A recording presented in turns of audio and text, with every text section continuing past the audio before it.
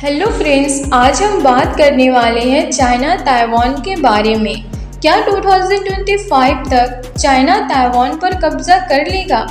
आज के समय में अगर कोई एक जगह दुनिया के पीस को तोड़ सकती है तो वो है Taiwan straight. China openly declare करता है कि ताइवान उसका ही हिस्सा है, जबकि ताइवान एक इंडिपेंडेंट डेमोक्रेसी की तरह काम करता है। और अब रिपोर्ट्स भी ये कह रही है कि चाइना 2025 तक ताइवान को फोर्सफुली कैप्चर करने की स्ट्रेटजी बना रहा है। लेकिन क्या ये पॉसिबल है? क्या वॉर होगा? क्या अमेरिका, जापान और दुनिया कुछ करेगी? आज हम इस सवाल का सच समझेंगे। क्या 2025 तक चाइना ताइवान पर कब्जा कर लेगा? तो वीडियो को एंड तक जरूर देखें। चाइना ताइवान का बैकग्राउंड। ताइवान और चाइना का कॉन्फ्लिक्ट 1949 से शुरू हुआ था, जब चाइनीज सिविल वॉर के बाद कम्युनिस्ट पार्टी ने चाइना पर कब्जा किया और नेशनलिस्ट ने ताइवान में अपनी सरकार बनाई। तब से लेकर आज तक चाइना ताइवान को अपना ब्रेक अवे प्रोविंस मानता है, जबकि ताइवान अपने आप को एक सॉवरेन स्टेट की तरह देखता है।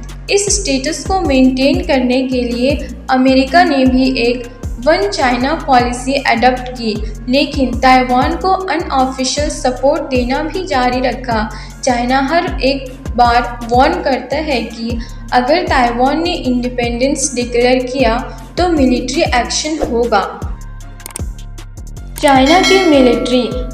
रिसेंट ईयर्स में चाइना ने अपनी नेवी और मिसाइल सिस्टम्स को अग्रेसिवली मॉडर्नाइज किया है। 2022 के बाद से ताइवान के आसपास मिलिट्री ड्रिल्स और एयर इंकर्जन्स रेगुलरली किए गए। PLA पीपल्स लिबरेशन आर्मी ने इन्वेजन सिमुलेशन भी कंडक्ट किए हैं। एम्फीबियस लैंडिंग्स, साइबर अटैक्स और air domination scenarios. Satellite data और US इंटेल रिपोर्ट्स के हिसाब से चाइना 2025 तक कॉम्बैट रेडी होने की प्लानिंग में है, लेकिन ये गारंटी नहीं कि वॉर होगा। ये सिर्फ तैयारी है। प्रेशर बिल्ड करने और ताइवान को साइकोलॉजिकली कमज़ोर करने का तरीका भी हो सकता है। ताइवान की तैयारी। ताइवान छोटा देश है, लेकिन टेक और मिलिट्री में स्मार्ट इन्वेस्टमेंट कर रहा है। उसने missile defence, drone technology, cyber capabilities और गरिल्ला टैक्टिक्स को अपग्रेड किया है। अमेरिका ने भी ताइवान को एडवांस्ड आर्म्स बेचने शुरू किए हैं, जिसमें anti aircraft missiles, radar systems और नवल टेक शामिल है। जापान, साउथ कोरिया और इवन ऑस्ट्रेलिया ने भी इनडायरेक्टली बताया है कि अगर ताइवान पर अटैक होता है तो इंडो पैसिफिक स्टेबिलिटी खतरे में पड़ जाएगी। यानी अगर चाइना ने वॉर स्टार्ट किया तो ये सिर्फ ताइवान वर्सेस चाइना नहीं, एक रीजनल या इवन ग्लोबल कॉन्फ्लिक्ट भी बन सकता है। चाइना का स्ट्रेटेजिक रिस्क। चाइना के लिए भी ये वॉर आसान नहीं होगा। पहली बात, इकोनॉमिक सैंक्शंस। ताइवान पर अटैक करने का मतलब है वेस्ट से हार्श इकोनॉमिक बैकलेस। दूसरी बात, मिलिट्री कोस्ट। ताइवान मॉन्टेनियस और डिफेंडेबल है। बीजिंग को हेवी मिलिट्री लॉस हो सकता है। तीसरी बात, अगर वॉर फेल हुआ तो डोमेस्टिक पॉलिटिकल इंस्टेबिलिटी भी हो सकती है, जिसमें शी जिनपिंग की लीडरशिप चैलेंज हो सकती है। इसलिए एक्सपर्ट्स मानते हैं कि चाइना 2025 तक फुल स्केल वॉर शायद ना करे, लेकिन प्रेशर, साइबर अटैक्स और हाइब्रिड वॉरफेयर जारी रखेगा। टेंशन बढ़ेगी या वॉर होगा?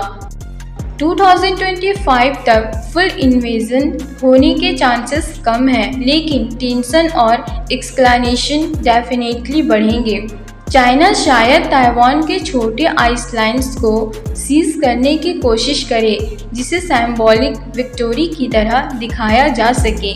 Cyber warfare, economic isolation, disinformation campaigns, ये सब ग्रे जोन टैक्टिक्स होंगे जो फुल वॉर के बगैर ताइवान को ब्लेम करने की कोशिश करेंगे। अगर ताइवान ने ओपनली इंडिपेंडेंस डिक्लेयर किया या यूएस उसके लिए क्लियर मिलिट्री सपोर्ट अनाउंस किया, तब एक बड़ा कॉन्फ्लिक्ट इरप्ट हो सकता है। तो क्या चाइना 2025 तक ताइवान कैप्चर करेगा?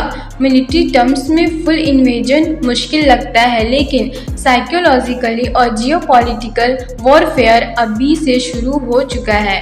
ताइवान सिर्फ एक आइसलैंड नहीं, बल्कि डेमोक्रेसी वर्सेस ऑथोरिटेरियन का शैम्बल भी बन चुका है, और ये कॉन्फ्लिक्ट डिसाइड करेगा कि एशिया का पावर स्ट्रक्चर कैसे बनेगा अगले 10 साल में। आपको क्या लगता है, क्या वॉर होगा या पीस बनेगा? कमेंट करके हमें अपने थॉट्स ज़रूर बताएं। और अगर आपको ऐसे जियोपॉलिटिकल कंटेंट पसंद है तो वीडियो को लाइक, शेयर और चैनल को सब्सक्राइब करना ना भूलें। Thanks for watching.